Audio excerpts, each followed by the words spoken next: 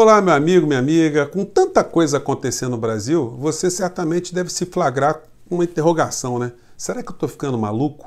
Será que eu estou ficando doido? Estou perdendo o juízo? O que está acontecendo com o mundo? Amigo, você não está sozinho não. Minha amiga, você não está sozinha não.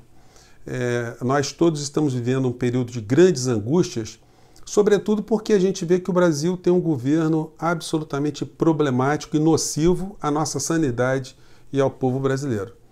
Eu procuro não ficar brutalizado aqui com vocês, as pessoas que me conhecem.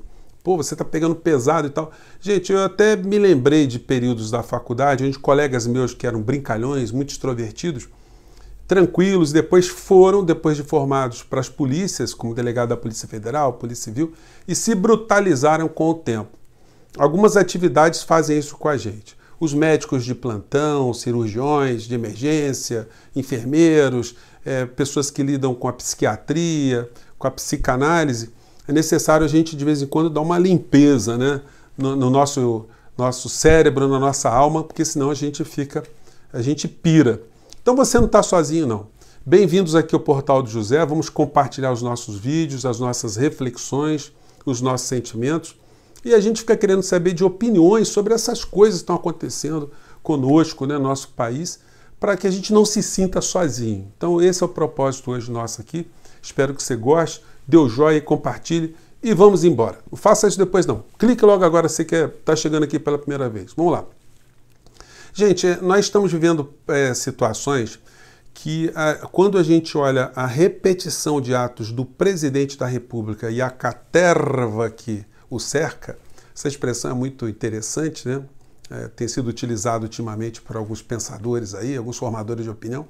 Caterva é aquele conjunto de malandros, de vadios, né, que fazem uma organização. É diferente da súcia, que é uma organização envolvendo laços familiares. E a gente tem essa confluência hoje, a gente tem essa tragédia para o Brasil, de ter uma súcia e ter uma caterva e ter uma gangue que cuida da área econômica. Isso aí não é uma avaliação emocional. Isso é uma avaliação do que nós vemos no cotidiano. Avaliação diante da tragédia que a gente está vivendo hoje no Brasil, o comportamento das pessoas que fazem parte dessa caterva. Dificilmente alguém passa no exame psiquiátrico. E eu fui obrigado a promover uma representação nessa noite passada contra o ministro das Relações Exteriores, justamente por conta de ter, por conta dessa visão deformada que ele tem sobre as coisas, colocar em risco a integridade da soberania do nosso país, do povo brasileiro, do nosso bem-estar, das relações diplomáticas do Brasil com outros países, por conta de visões absolutamente toscas, visões alucinógenas que esse homem e essas pessoas dessa caterva têm na condução dos negócios brasileiros. Então eu fiz uma representação contra ele. Ainda bem que a coisa ecoou, né? Isso aí não sei se vai ganhar ainda mídia. Quando você estiver vendo esse programa, não sei se esse tema foi tratado pelos grandes meios de comunicação, mas eu fiz uma representação que ganhou o número PGR 00162895/2020. Eu faço a representação contra o ministro, inclusive imputando a ele a prática do crime de prevaricação do artigo 319 da Constituição Federal. Ele não pode, do artigo 319 do Código Penal, e por violação a princípios constitucionais do artigo 4º da Constituição, que prevê reciprocidade, a cooperação do Brasil com os países da América Latina para o progresso dos nossos países, as relações diplomáticas previstas ali em todos os ordenamentos que o Brasil é signatário, enfim, teve ali um atropelo, porque essa gente perturbada, eles acham que o governo brasileiro é deles, que o governo não é transitório, eles confundem a visão de um governo com a visão, a prática de Estado, que tem que ser uma prática para todos, que passe, né, por todos os períodos. Vocês imaginem se os países começarem a se relacionar em função dos ventos que sopram em cada um desses países, a mudança de governo de cada um desses países, como ficam os interesses dos povos desses países. E o ministro violou um princípio fundamental, que é o princípio da vizinhança, que é adotado pelo Brasil durante toda a história brasileira. Para vocês terem uma ideia, o que significa isso? Que o Brasil tem que manter relações de amizade, relações importantes com os países que fazem fronteira com o Brasil. Isso fez com que o Brasil, em 82, quando a Argentina entrou em guerra contra a Inglaterra, que o Brasil, no governo do general Figueiredo, se posicionasse ao lado da Argentina. Tanto que nós o Brasil abriu o Porto de Rio Grande para que a Argentina continuasse a ter relações comerciais, porque estava com seus portos bloqueados. Em 1991, o Brasil se posicionou também com base no princípio da vizinhança ao lado do Suriname, que estava sofrendo uma intervenção da Holanda, que queria que o Suriname fizesse parte de um conjunto de nações ali de interesse da Holanda. E o Brasil se posicionou também ao lado do Suriname por conta disso.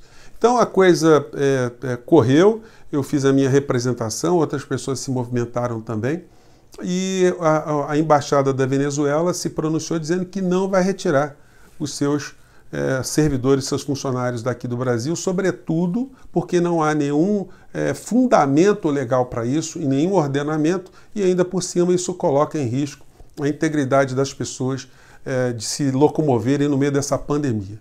Então aí não é uma questão de se analisar se o governo da Venezuela é de agrado ou desagrado de alguém. É de se manter relações estáveis com países que são vizinhos do Brasil.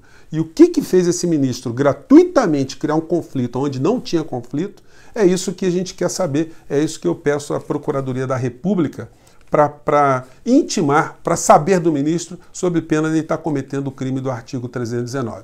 Bom, mas o Brasil continua alucinando, né? O presidente da República, ele insufla, né, as pessoas do governo a ter esse tipo de prática.